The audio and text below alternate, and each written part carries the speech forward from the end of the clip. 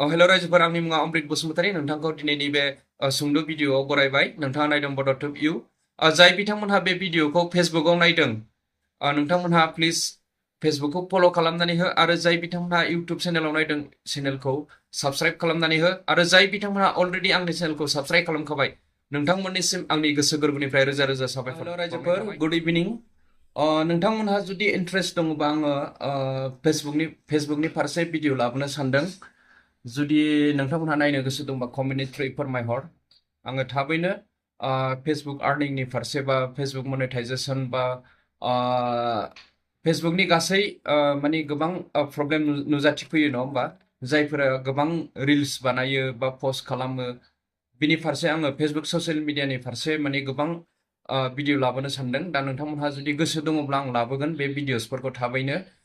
मनेटाइजेसन सेटआपखौ माबोरै खालामो स्टार्टखौ माबोरै खालामो साबस्क्रिपसनखौ माबोरैहाय सेटआप खालामो गोबांथार भिडिअसफोर दङ नङा होमबा लाबोनांगौ बेनि फारसे आं लाबोनो सानदों माने मोनसेल' खोथाखौ बरिं जाबाय रायजोफोर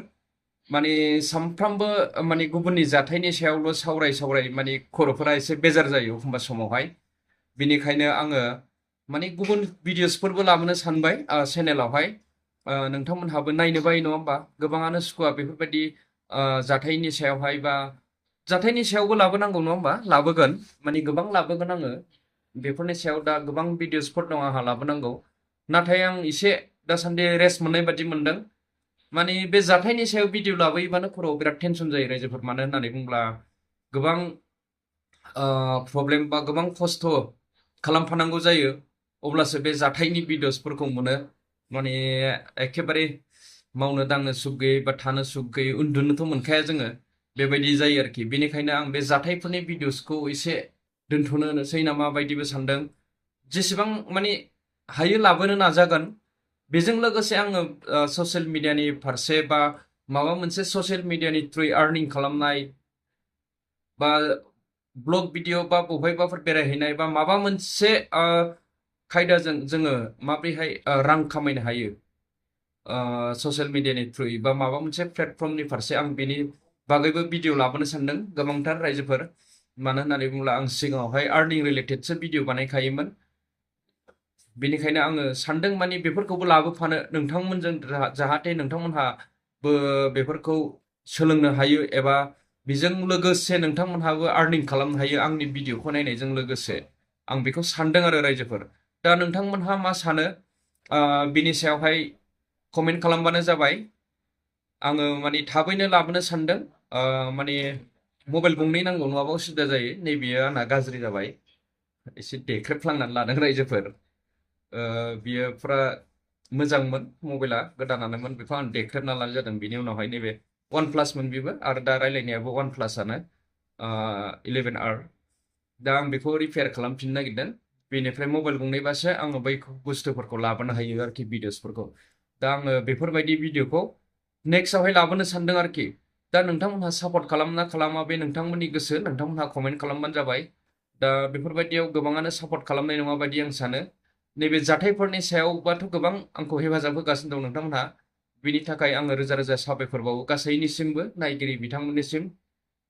दा मिजिंथियो नोंथांमोनहाबो नैबे नेक्स्ट लेभेलनि जे भिडिअ लाबोनो सानदों आर्निंनि रिलेटेड बा ससियेल मिडियानि फारसे बेवहायबो आङो नोंथांमोनहा आंखौ मदद होगोन होननानै आंनि गोसोआवहाय मिजिं दङ आसा दङ नोंथांमोनहा हेफाजाब होगोन बा मदद खालामगोन सिगांनि बायदिनो दा मोनसेल' रोखोमनिजों मोनसेल' लामाजों थांबाय थानो हायाना रायजोफोर माने बे लामाया बबेबा समाव जोबहैगोन बायदि आं नुहुरो बेनिखायनो बेजों लोगोसे गुबुन लामाखौबो आं लाफानो सानदों रायजोफोर दा नोंथांमोनहा बेवहाय आंखौ सापर्ट खालामा बे नोंथांमोननि सायाव थाबाय आङो लाबोगोन आरोखि जिखुनु जाया बे भिडिअसफोरखौ आं लाबोगासिनो दङ ससियेल मिडियानि फारसे माने रां आरजिनाय नङा होमबा आर्निं रिलेटेड दा गोबाङानो जोंनाव बर' सुबुंफोराबो ससियेल मिडियानि थ्रुयैहाय मानि आर्निं खालामगासिनो दं गोबां बिथिंनिफ्राय ससियेल मिडियायाव खामायगासिनो दं जोंनि रायजोफोरा दा शेयार खालामा नोंथांमोनहा नुखाबाय नङा होमबा गोबां गिदिर गिदिर चेनेलफोर दं इउटुबावहाय बा फेसबुक पेज गिदिर गिदिर दं बिथांमोनहा मोजां रोखोमनि आर्निं खालामो दा बिनिखायनो आं नोंथांमोनहाबो जाहाथे एसेब्लाबो आर्निं खालामनो हायो आं बिनि सायावहाय भिडिअ लाबोनो लोगोसे जाय बिथांमोनहा जे आंनि कन्टेक्ट नाम्बार बिहरबाय थायो नोंथांमोननो आं कन्टेक्ट नाम्बारखौ होनानै होनि आंनि कन्टेक्ट नाम्बारानो जाहैबाय 6000412452 नोंथांमोन 6000412452 नोंथाङा WhatsApp मेसेज खालामग्रोबानो जाबाय गोबां कमेन्ट खालामहरगासिनो दं दा आं बेनि थाखायनो बे आंनि कन्टेक्ट नाम्बारखौ जोबथायाव होनाय जाबाय गोजोन्थों थेंक इउ रायजोफोर